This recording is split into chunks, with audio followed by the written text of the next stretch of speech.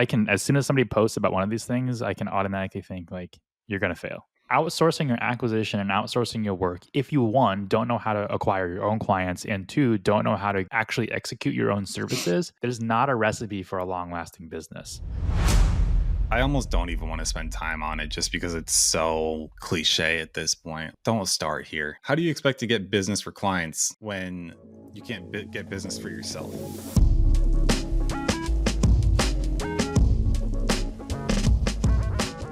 Well, on today's episode, we really wanted to talk about the top 7 things. It's really like 7.5, but the top 7 things that new agency owners get wrong. And it's not even new agency owners, it's just agency owners in general. And I see this all over the Facebook groups and just kind of forums and everything. And it's like almost like, I don't want to say trifecta, setfecta. It's like the 7 things that like all come together in every single agency owner's post that I see. And it's just like, your agent, I can, as soon as somebody posts about one of these things, I can automatically think like, you're going to fail. Your agency's not going to be the real around. ones, the people actually running agencies, are the ones that are saying that they are, but they're not actually doing anything yet.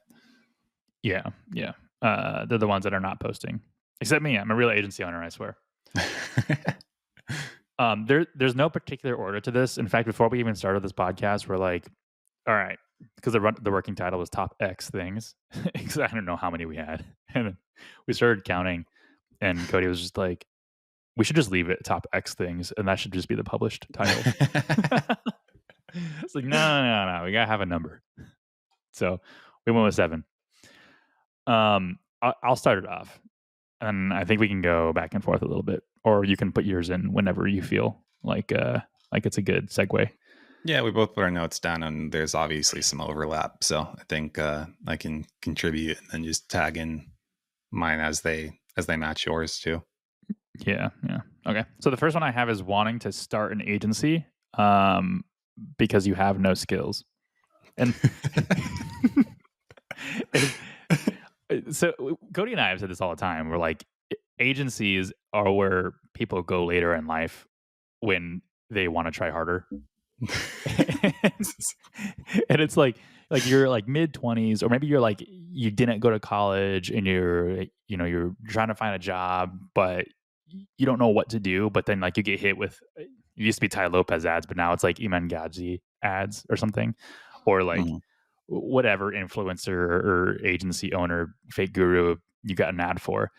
And they're like, you can earn, maybe it's Russell Brunson. Because I just saw an ad from him today that was like no skills, don't know what to offer, no problem. And then that was like a ClickFunnels ad. And I'm like, of course. Oh, great. Classic. Yeah. Yeah. So if you get hit with one of those ads and like you have no skills, so you decide that, hey, I want to start an agency because apparently I can do this without any skills. Wrong. So you can learn the skills to start an agency, but it's going to take a while for you to learn those before you should just jump in and start having people pay you for the services.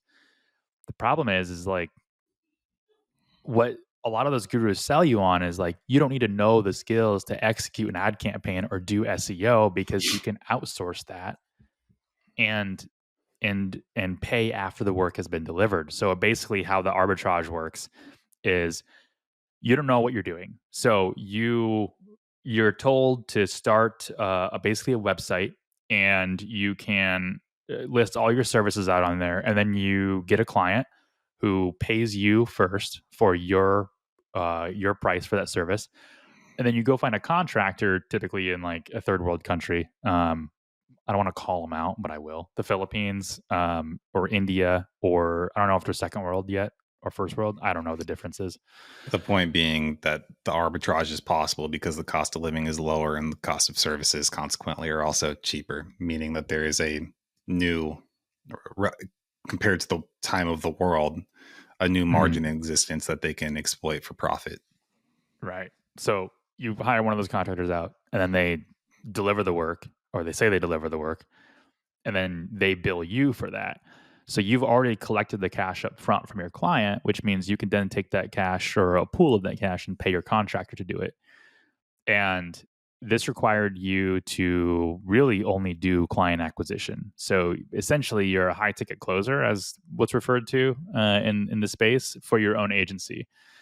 the flip side of that is there's even Googers out there who are going to say you can outsource your acquisition as well. So you pay on a commission, and it's I have this agency. These are the services we offer, which you ultimately outsource those services anyways. And then you go and find people who are willing to contract uh, or who are willing to find you leads or quote, I guess, booked appointments. And then basically everything is outsourced and you're really not doing anything except finding the contractors to do one, the acquisition and two, the outsource. And this was actually like 2 points in a row. Like, and then you wrote some stuff on this too. Yeah, this is done to death.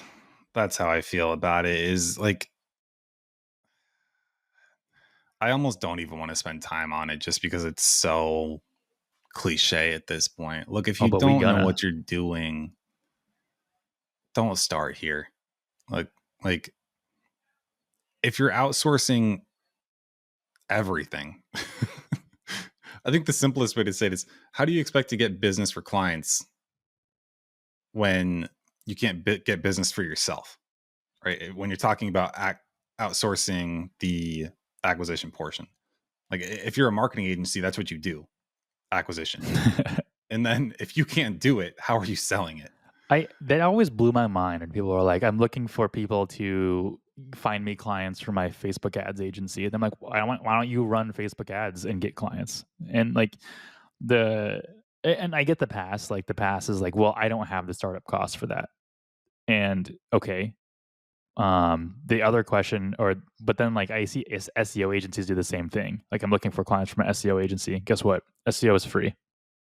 Do it. Yeah. So the irony of quoting Ty Lopez here is thick, but that With was two it came C's. from his Thick. here in my garage ad, right? It's you have to learn before you can earn, which is funny because I don't know anything about his course and Knowledge. whether or not he actually said any of those things. He said that though, and that's true. I think that we've had lots of people, lots of guests on at this point who have said something to the same effect that uh, it's unavoidable. I think too. I think if you're going to outsource things, that the last thing you outsource is the service that you do. Right? That's the weirdest thing about marketing is if you don't know how to do it, and then you start the marketing agency, you're doing the business itself when the service is the business. It's the same thing. It's not like making yogurt and then like, yeah, now I gotta do operations and marketing for You should yogurt. Like those are go back to the legit example that we had with Chris Walker, the cheese shop. I'm blanking. Remind Oh, me. so he the joke already fell on its face. But he said something about like an example of like an SEO thing, and he was like, whether you own a cheese shop, and I was like, that's very specific. Why did you pick cheese shop? And then it was an inside joke, and I was like, we're going to use cheese shop for everything now as an example. And then you went yogurt, which I guess is a dairy product, but it's not Not bad. cheese. You know why I want yogurt is because I don't know. This stuck in my brain. You know the what are they called? Give me the yogurt brands. Yoplait. Not Yoplait. There's It's a newer one. Chobani. Yes, I remember watching his. He had a thing on 60 Minutes. It was just very interesting and very cool, and it stuck in my brain. And so sometimes it lives rent free in my head a little bit. Sometimes I'm doing nothing and I just think, yeah, that guy was cool. Yogurt, right? That was an effective marketing PR campaign. Yeah. I don't know how they decide those things, but it was cool. And I think if you're 60 Minutes and you have the yogurt guy on, I think you're running out of guests. Like this is more like a half hour thing. Like yeah. I think there's a difference. If this is really one of the easiest businesses that you can do,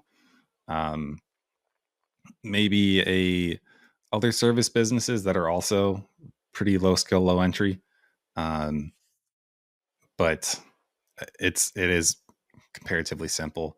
So I think you have if nothing else, moral obligation to learn how to do this if you intend to do anything else later on in life, I, because this you will have to do the other things.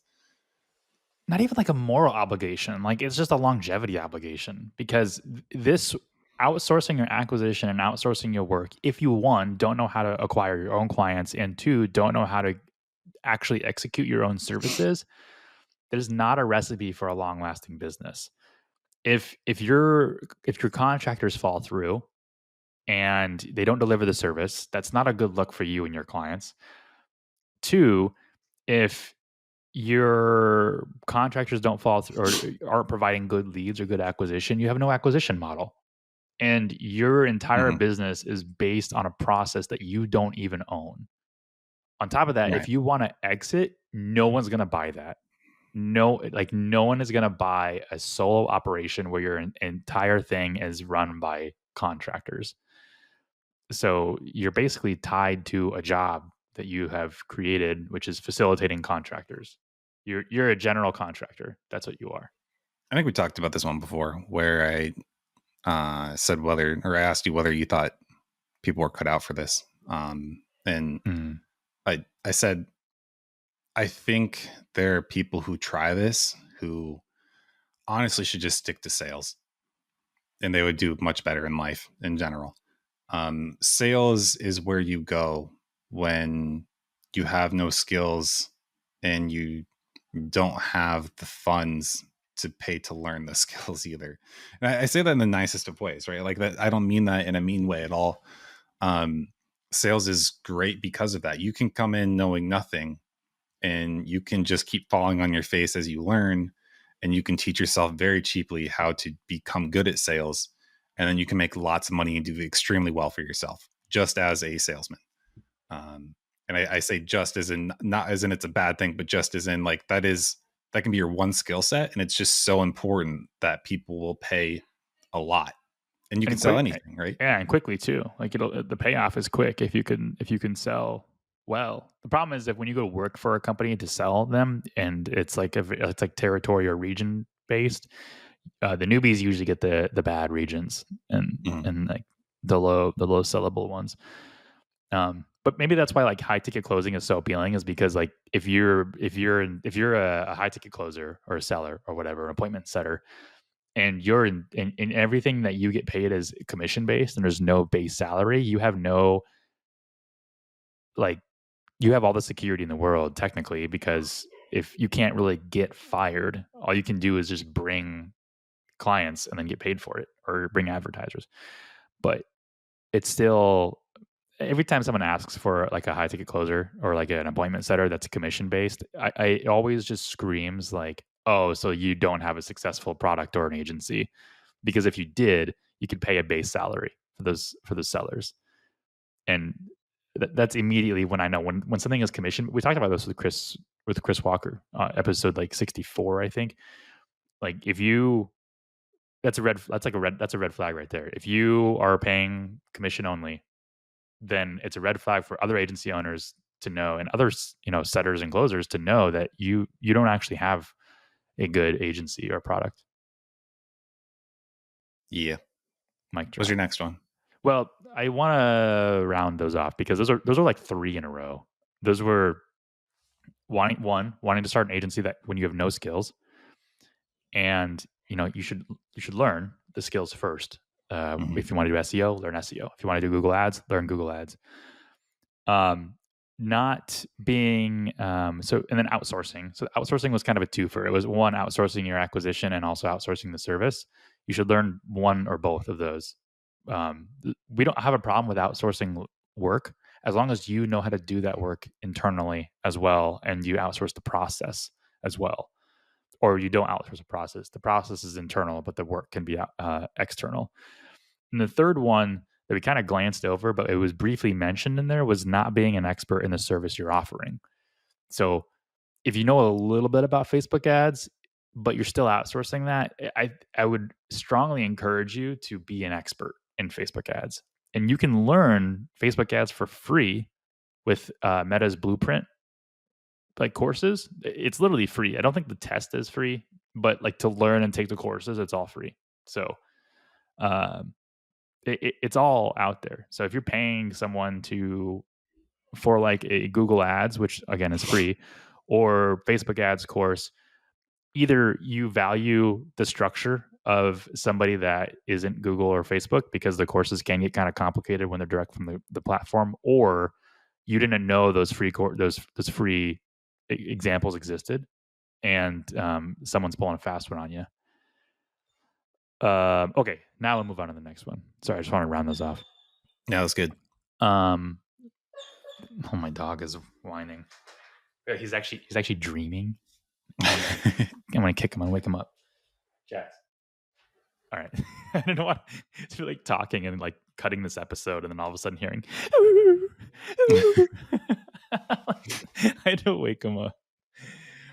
Okay.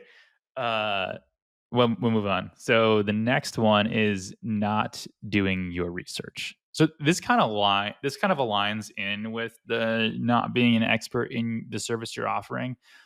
But even when it's not the service you're offering and it's like a tangential service or something that complements it, and you don't do your research on it, or maybe it's a new update to the service that you're offering, like Facebook has a new or a good example is iOS 17. They're blocking out UTM parameters. But so like the misconception was that they were blocking out if someone's on an iOS device and they click on a link, it would strip all the UTM parameters. I learned recently that that's not true. It only Jake, where'd you learn that? Stacked Marketer. Actually, it was a Stacked Marketer, an article in Stacked Marketer, which you should all subscribe for. Yes, shout out Stacked Marketer. Check the link in the description. I'm like 3 referrals away from that hoodie.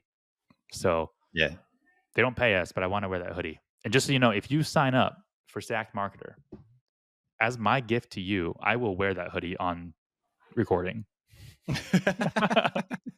You're like, I want to do it anyway, but I'll do it for you too. But you can look at that and say, I contributed to that, and you did nothing except supply an email to Stack Marketer, and then also learn every day at 6 a.m. Central Time.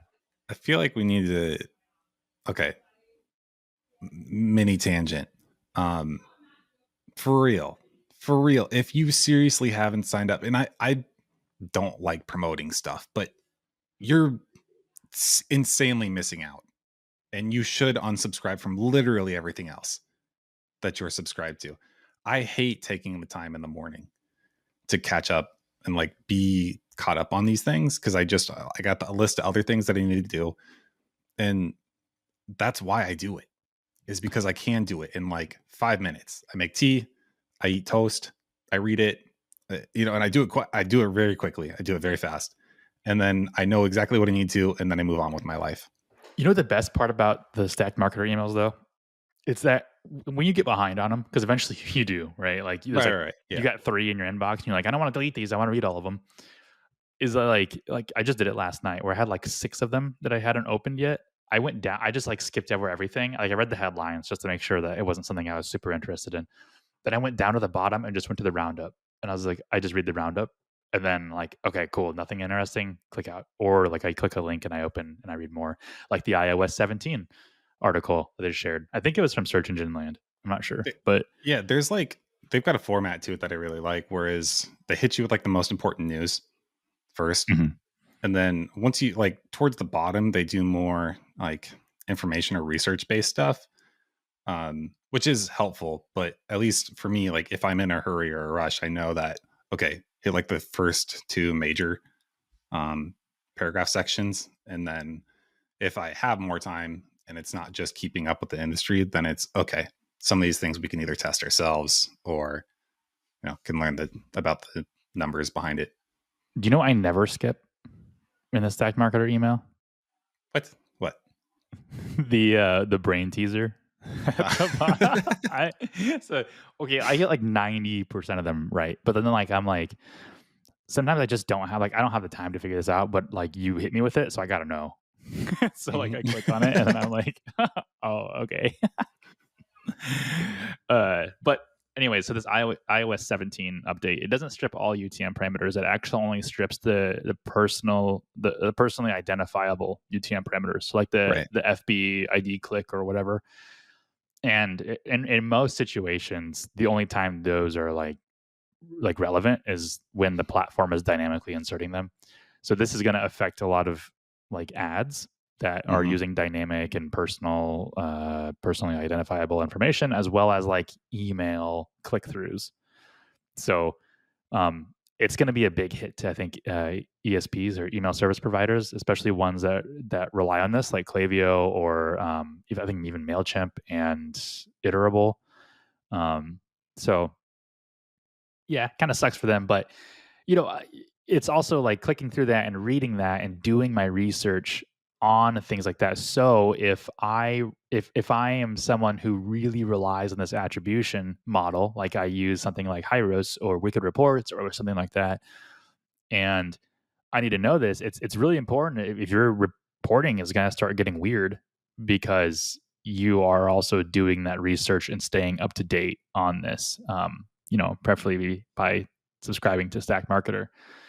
But there's a ton of other stuff, like I'd especially say because related to that's S. only the agency side of things too, right? That's not even necessarily your specific industry, which you need to know. Yeah, that's a good point. Yeah, so not even doing your. I guess you read my sub bullets. I didn't even read my own sub bullets, and then you read those, and you're derailing here.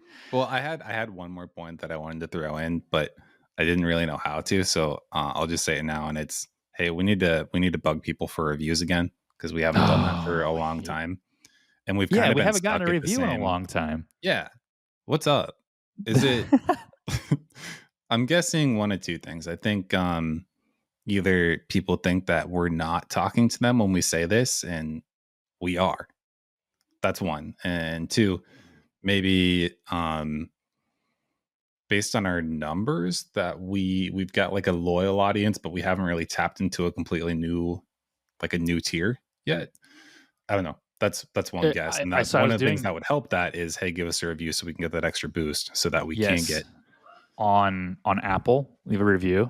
Say Mhm. something that you like about the podcast or us. And on Spotify, you just gotta leave a rating. Okay. I got a gripe here. Over 50% of our audience listens on Spotify. Over What's that 50. gripe? What's I the think it's like gripe? 66%. What's that? What's the gripe with it? Okay, so the gripe is that in order to leave a rating on Spotify, it's one click. Actually, it's two clicks. It's leave a rating and then hit the 5 stars. But like that's it. Like you don't have to say anything. You don't have to like like So Apple. your gripe is how easy it is. Yeah, it's Or- so easy, but you don't do it. Like like listeners are like, "Oh yeah, I could leave a review," but it's like your phone's on you, man. Pull it out and Mhm. hit that review, that rating. Because And they can only you can only do it on mobile for Spotify, right? no, you can do it on desktop now. As long You if you're the can. desktop app, yes. Okay. I saw that, so you can do it on desktop as well. But um, Well, even yeah, so more reason. I was looking at the episode statistics, and we actually have of the newer episodes, like 30 and up, our audience retention rate is actually 80% of our episodes. So like Sick. our average Thanks, guys. episode is That's yeah, cool. like it's like 44 minutes is the average episode. But the retention is 70 or is 80% total. So like in our newer episodes, like people actually stay until like the 80% mark, which is a lot of time to listen to a podcast. Mhm. And I would also assume that probably a lot of people skip the cold open. So if you skip the cold open, your retention rate is actually closer to like 90 to 100%. Yeah. And Which we so still do, even though you guys might not like. But some of you do like. That's the thing. We get like half and half on it, where some people are like, oh, you wasted 10 minutes of my life. I'll never get back. Blah, blah, blah. And then other people are like, this is the thing. This is the identifier that makes it's this interesting as opposed to every other podcast out there. it's That's just, literally why I put in the top of the descriptions now, like you can skip the cold open at this second mark. yeah. Um, but anyways, back to the Anyways, topic at hand. anyways, Leave a review or a rating. please. So back to not doing research. This, as Cody pointed out, this also extends into doing research into your own niche. And this is incredibly important because what differentiates Evergrow Marketing, our agency, from other agencies is how much of an expert we are in our niche. And not only from an ads perspective, so we can go and say what the average click-through rate for landscaping business is for landscaping near me. Like we can just look at the data and look at that from across almost 100 accounts, and we can provide that data, but also an expert as far as just industry standards. Like I know that the industry standard close rate when a landscaper gets a sale or gets a lead is 50%, but it's been 30% this year for some economic reasons. And I also know like the average pricing for like an entire year of mowing or fertilization or like a landscaping project. And it's all related to just knowing and understanding the industry in the niche, and doing that research. Subscribe to the magazine, subscribe to if you're in the landscaping industry, subscribe to Landscape Management, subscribe to Green Industry Pros magazine. Whatever niche you're in, there's probably a business and education magazine or forum or whatever that you should subscribe to and pay attention to. Which leads me to my fourth point. Or is it four? Yeah, no, Mm, fifth point. So we had waiting to yep. start or no skills, not being an expert in your services, outsourcing, not doing your research. So number five. Yeah. Number five is niche hopping. So I see this all the time, and it's not from like just random people in the forums. It's from people who are like actually in my inbox in Facebook and asking me questions. And not only that, like I'll see someone, they'll message me and say like, "Hey, I'm targeting roofers." I'm like, "Okay, cool. Like, so this is what I would do if I was targeting roofers, and like if that was my niche." And then 2 weeks later, I'll see them in a landscaping group posting of like SEO for landscapers. It's like, what are you doing? And then like they're Hmm. like, "Well, I wasn't getting any leads with roofing, so I switched to landscaping to see how that would work." I'm like, "You didn't give roofing long enough time. Like, do you know how long I was in the lawn care and landscaping niche before I got a client? It was Hmm. like almost a year. Like, Yeah. uh, It takes time. and it takes time building your expertise and doing your research in the industry and like diving in 100%. And if you don't know what if you don't know your niche is good, because it can be a gamble, right? You can pick a niche that sucks, and like either the margins are low or the just the market is low. But we did a whole episode on this. I'll try to find it. But we did a whole episode on how to choose your niche. We got lucky. So we get asked this question all the time, or I do, even after this episode aired where we talked about it. But we got lucky with our niche, or I guess I did when I picked it. But if we were to do it again, if we were to say, let's go into another niche and start another agency, we would be very selective on the niche that we go into, just by doing research. Um, I'll try to find the episode that I can reference for you. But About niche selection. Is that what you mean? yeah, do you have anything to say on niche selection so you can buy me some time? I think the most important thing is like I know that people who listen to this, because I can remember when my brain was at that spot too. It's you just think, okay, I just got to find a good one, and that's really just not the best way to go about thinking about it. I think you just need to find your default mode, so to speak. Like when you're just being yourself with your own normal interests, what do those align with, and what's the closest niche that you can do with that? Because that's the one you won't give up on, and you won't niche hop because it's what you always go back to. Um, and sometimes that can be hard because it can be still pretty far away from your direct interest, but you can always find something, or it can be just something like peripheral to it. So say for example you're into gaming, right? You're a deep gamer, and then you go to your dentist appointment and you find out that your dentist also likes gaming, so you bond over that, and then all of a sudden you now have a connection to a dentist who could be the start of your specific niche. I think that's the most important thing. More important is just getting started and finding your in. Of course, yes, with a good one, but you're gonna learn that as you start talking to whoever it is in that niche to find out whether these things are viable or not. Um, because some are, like Jake said, some are harder than others. But the That's hardest what she thing said. of all is is just uh, staying committed and going through the beginning difficulties of getting the first client and that sort of thing. So, however, you can make that the easiest for yourself with finding um, someone who's willing to give you a shot, who's willing to work with you, especially if you have no skills, you don't know what you're doing. You're going to have a test dummy that somebody who's okay with you using them as an experiment to figure out what's working. Um, because this, if you go for a niche agency, eventually it's a snowball rolling downhill. Like the hardest part is just getting started because once you get momentum, everything feeds into itself.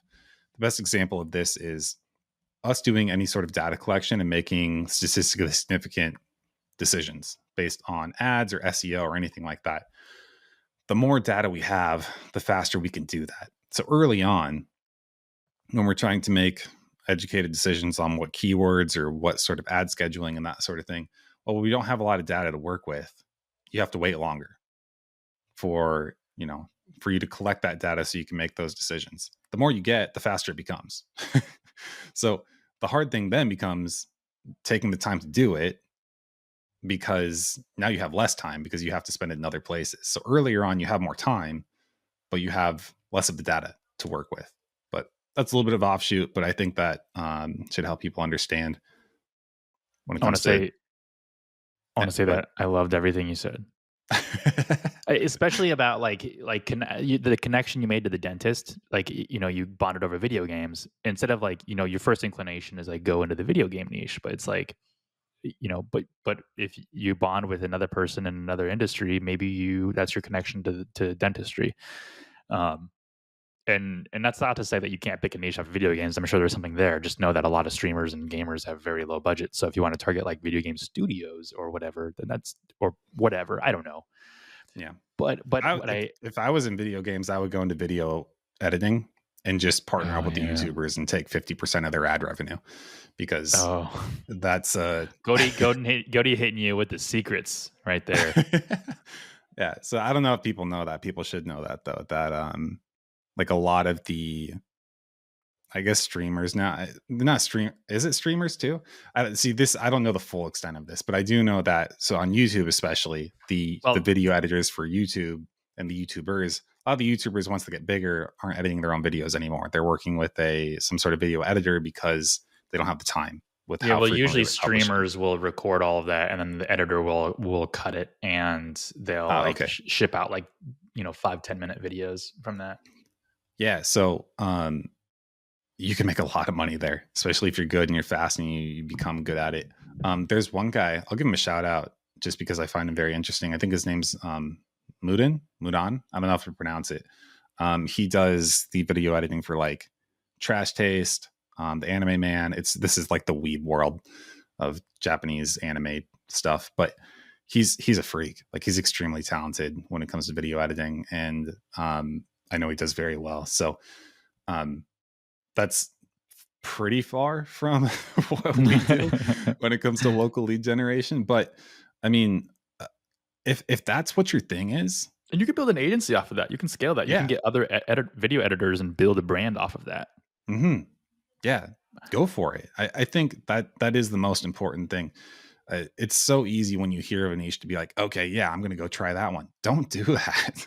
Like, don't. I That's a very bad way, because you're gonna come in hot, like, oh yeah, this is great. You're gonna get bored very quickly, unexcited, and then you're gonna hop, and then we're gonna see you in a Facebook group like, why are you here? And then we're gonna make fun of you on a podcast. yeah. Well, I keep getting derailed, so I've got like 3 derailments to blast through. Okay, I'm gonna shut up. Here we go. Okay, You go. okay. So number one was I strongly believe that a lot, and I posted this in a group, or I responded to a comment with this in a group, but I strongly believe that a lot of the common niches out there, like solar, roofing, crypto, whatever, are are a result of people taking Iman Gaji's course on YouTube. Because so I'm doing a lot of research on course creators right now, for an undisclosed reason. Uh, and I did like probably 6 hours of one day just researching Imangaji and his course and how everything works in there. And I've noticed that in his course, he has like the sales script and the services to offer for specific niches, even though his agency wasn't for those niches.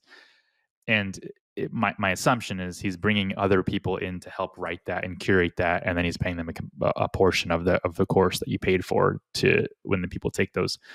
Um, but they're not actually good because one, if you do any research, even Gaji made 2 million on his agency or in his agency, but he makes 100 at least 175 to 200,000 a month selling the courses. So Wait, um, did he sell his agency? I don't know anything yeah, about he this, got rid but of it. I don't know if he sold it, but he closed the doors down like last year, I think, or he earlier made this two year. mil before Yeah, taxes, after taxes. I don't know. It's not clear. Like nobody else cares. They're like, Cody, why are Yeah, you I doing mean, this? yeah, But nobody cares. But he said that you can't agencies really can't get to, and I could be misquoting, but agencies really can't get to $2 million in profit. It's just not scalable to that point, which is absolute horseshit. And he's just wrong. it just shows me how bad of an agency owner he likely was if he couldn't actually make it past that. Um, and I only say this because he makes so much money with his courses, telling other agency owners to outsource literally everything, and provides them the script to niches that he wasn't even in. I And I don't know about that.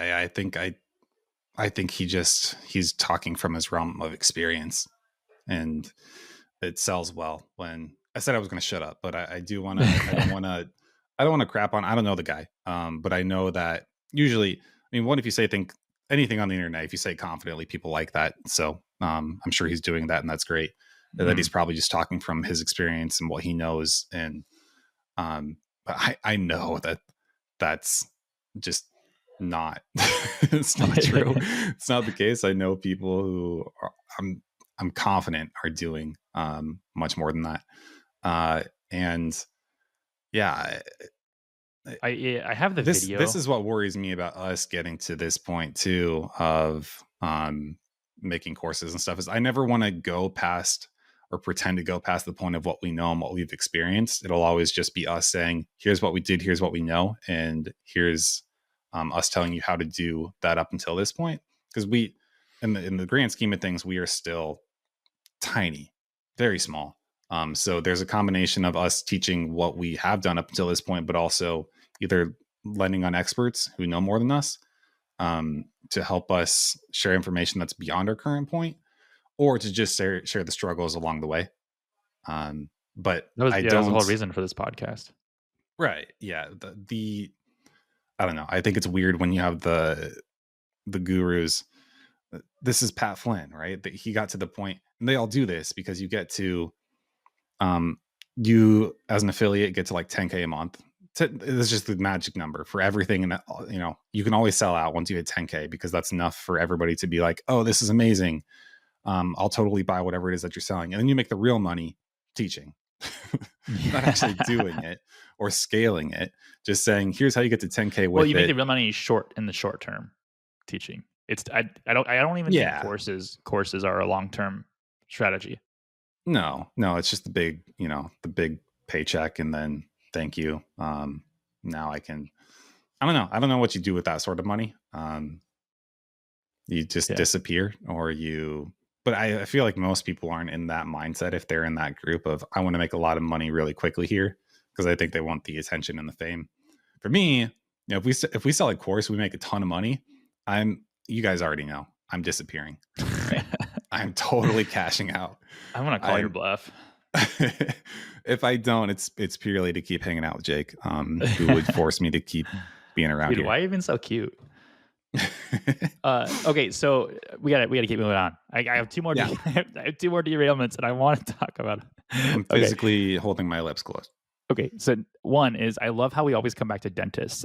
Other listeners have talked to us about how we always talk about going to the dentist or like our dental issues or like whatever, like dental I have health in things to say, general. but I'm holding my mouth shut. Okay, so I had a dentist appointment at 2:30, which is hilarious. Again on Monday, and I had to call him. I was like, hey, I called him at like 8 a.m. I was like, I got to reschedule because I had like meetings coming up. And they're like, she goes, well, we usually prefer if you give us like a 24-hour notice. And then there's a silence there. And I was just like, okay. Can we move this or what? She goes, yeah, but we got to put you like a month out. I'm like, it's a cleaning. I don't care. Like, but I just thought that was Mm, funny. I wanted to talk about that. So, also your dental health is very important. My other it is derailment, important. which is on the topic of niche shopping, because Matt, what's his face? Matt, the SEO guy, the affiliate SEO guy. Matt, Affiliate S. Matt, Oh, Matt. Matthew Woodward. No, He's an affiliate SEO guy, right? Is well, he still yeah, doing I stuff? wasn't denying that. That's not the Matt I was talking about. That's the only one I know. You say Um, SEO guys, I've got like, okay, yeah, Matthew Woodward. I don't pay attention as much. The only person I Matt pay Diggity. attention to. Okay. So People are gonna be like, what are you gonna say? No, I'm just gonna shut up. I'm never gonna tell people who I pay attention to with SEO. I'm just nope. You'll never know. Barry Schwartz. um Matt Diggity. So like he posted, I don't know if it was on LinkedIn or Facebook, about like um people being so specific about the niche they go into. He's like, you don't need to focus this on like too much. Like it's or like, or it was picking a niche that you're passionate about. He's like, you don't need to pick a niche that you're passionate about. He goes, I was passionate about yoga. And I was like, weird flex, Matt. But like he was like, there's just no money in it. Like yoga's free to do. All you need is a mat. And but then I realized that that's from the perspective of affiliate marketing, which I kind of agree with. Like, you don't need to be passionate about whatever you're doing with affiliate marketing. When you're an agency, it's a little bit different because you have to actually speak the lingo in real time and talk to actual people about this. How long So, ago did he say this too? like 2 days ago. Oh, really? Yeah. Okay. I think it was on LinkedIn. I follow him on multiple platforms.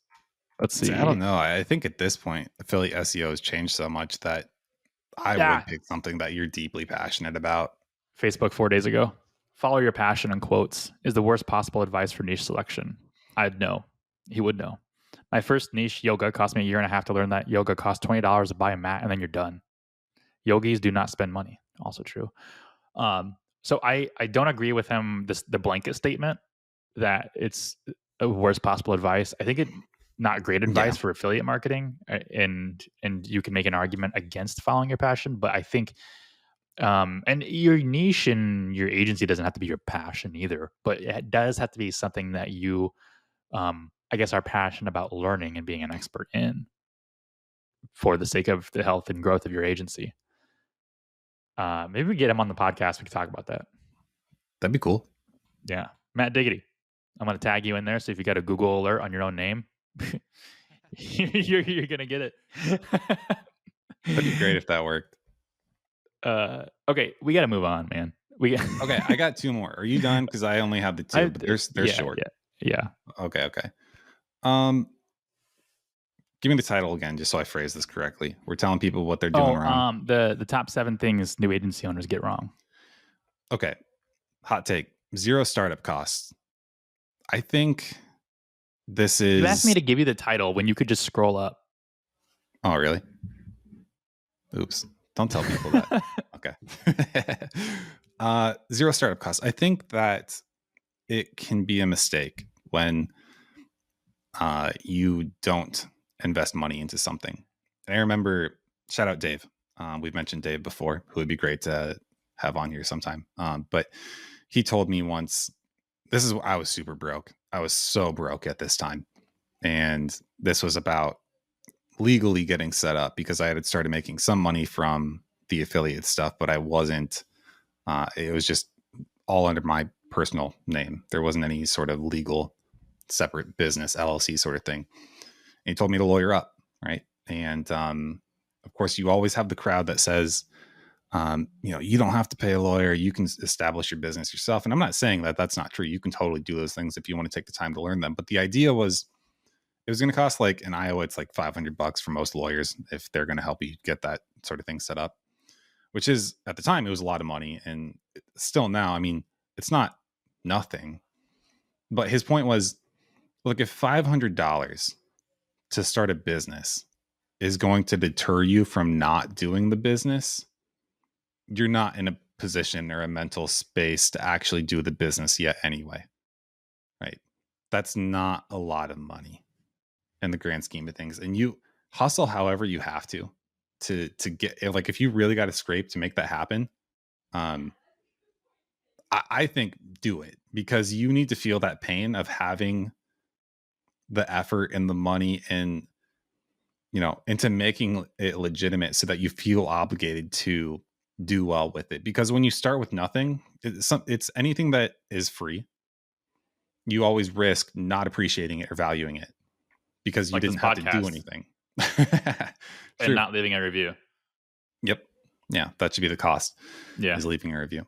So that's my one. And then my last one is just no clear goal.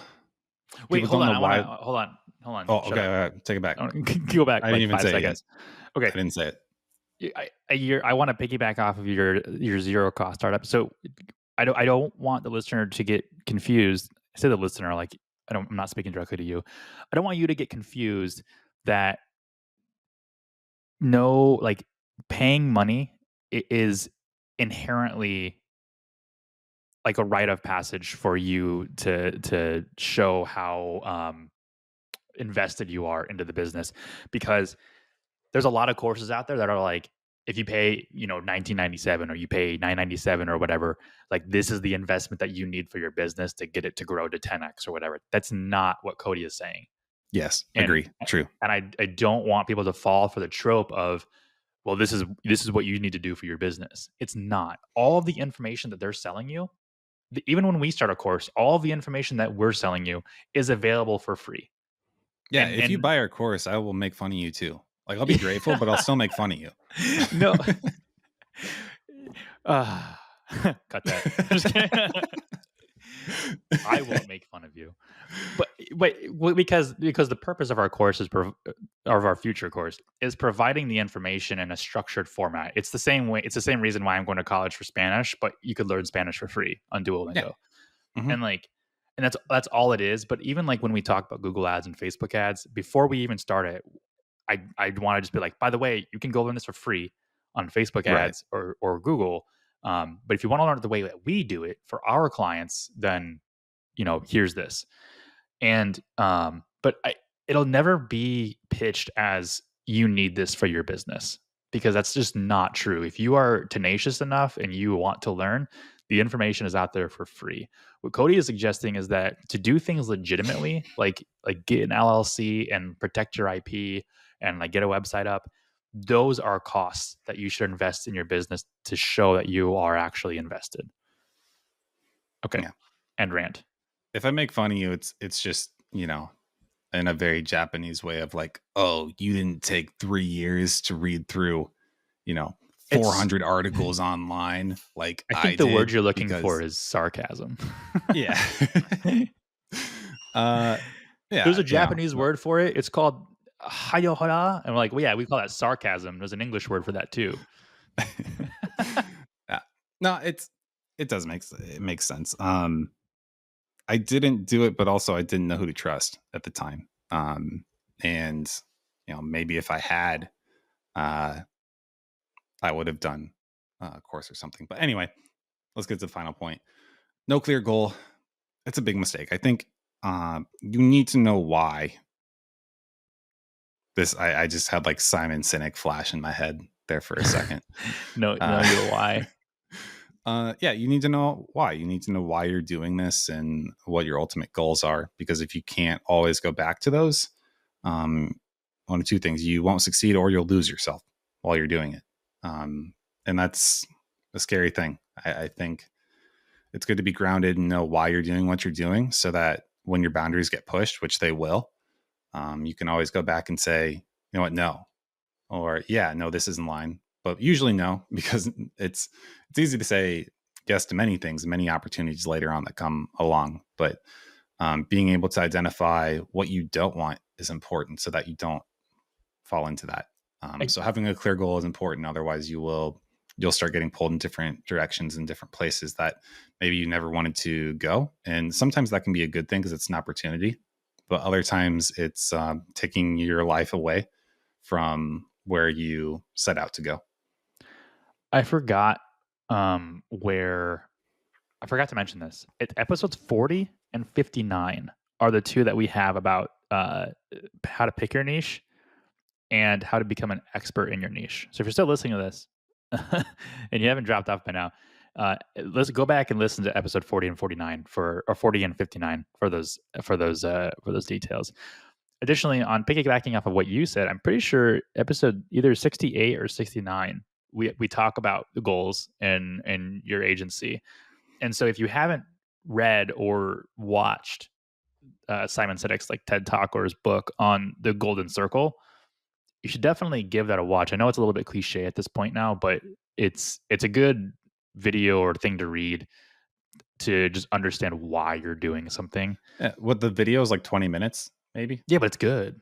Yeah, like I'm saying that as a short thing. Like he's got a Oh, book, yeah. right? But It's if all not an you do hour is and 10 watch a minutes 20 like this minute, episode. yeah, if all you do is watch a 20-minute video, that's okay. Like I haven't read his book, but his video is good. We have his book, and I think I recommended it in episode episode. We're gonna do Wait this. for it.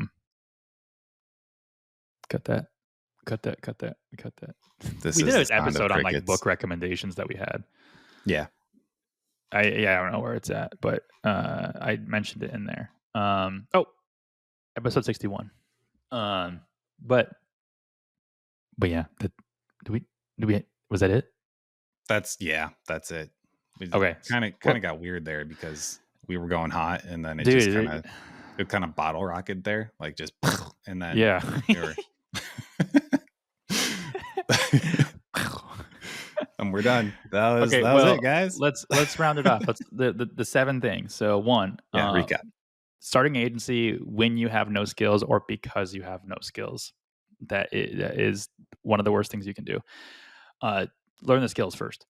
2, not being an expert in the service you're offering. Becoming the expert in your service that you're offering. All the information's out there for free. If you want something structured, find a course that you trust, and don't get anything that's gimmicky. That just number 1 advice there.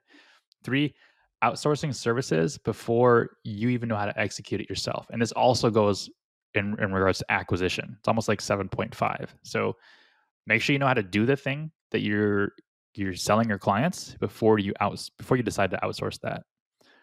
And just for reference, if you're a new listener, Evergrow doesn't outsource anything. That's our agency. We don't. Everything is internal. Well, I guess our accounting is technically outsourced. Yep. Yeah, but and we don't have an internal lawyer. We can't afford that's true. that. Sorry. Yeah. That's outsourced too. That'd be a bad decision. Anyway. Okay. Was that 3, 4? Not doing your research. So not just in like the services that you offer, if there's any updates, but also in your actual niche. You need to research your niche. You need to research the service. Look at Jack trying to get out. He was like, please open the door. And then 5 is niche hopping. Pick a niche and stick to it. Listen to episodes 40 and 59 if you don't know what niche to pick and don't know how to become an expert in your niche. Remember, it took me, I think, 6 months to get my first client, which lasted for 2 months, and then another 10 months to pick up a new client in the same niche. But I never switched niches. And now we're getting big. Frustratingly big, I think. Mm-hmm. Okay, and the last 2 are, it's a hot take from Cody. Having 0 startup costs or starting this because there are 0 startup costs is a red flag in the success of your agency. Not from the perspective of that you need to spend money on things, but if you're not willing to spend money on things to legitimize yourself, then there's a good chance that your agency might not succeed because you're not invested in it. I don't want people to get that confused with buying a course because someone told you.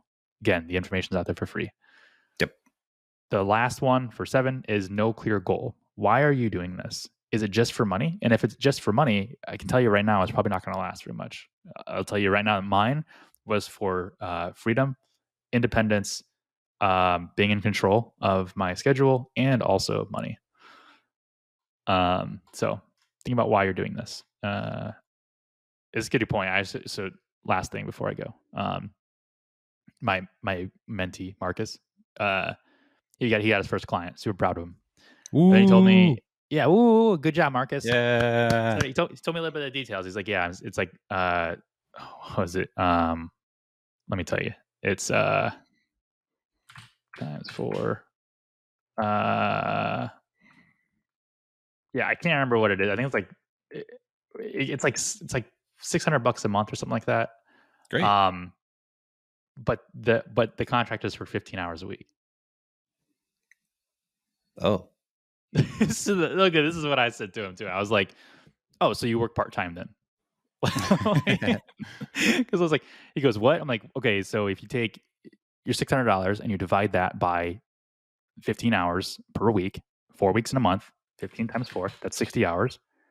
You take 500 or 600. I could be the numbers wrong, but 600, and you divide that by 60, which is 15 times 4. That's $10 an hour. So you have a part time job, like, and I think he felt a little defeated, but then I was like, but this is also your first client. And I was Yeah. like, did you set a time constriction on this too? Like, did you say like, I'll do this until X date and then we reassess? And he goes, yes, end of December. I'm like, perfect. Great. I'm like, great. So now you got to bust your ass for 3 months, but then after that, you can reassess the contract. You've got your experience under your belt. So even though you underbid yourself and you made yourself basically a part-time contractor, when this goes around again, you know that, to adjust that. But basically, the whole purpose of that was, if you're doing this for the freedom of your time, he failed on that one.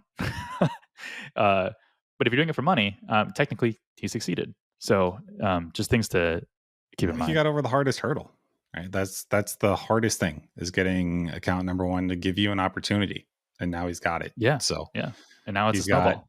yeah, everything that he needs to, keep going on to the next step. So still, good job, man. Yeah. Okay, now we should probably hang it up. Okay, that's it. I've got it. Yep. All right, everybody. Thanks for listening. We'll see you next time. See you.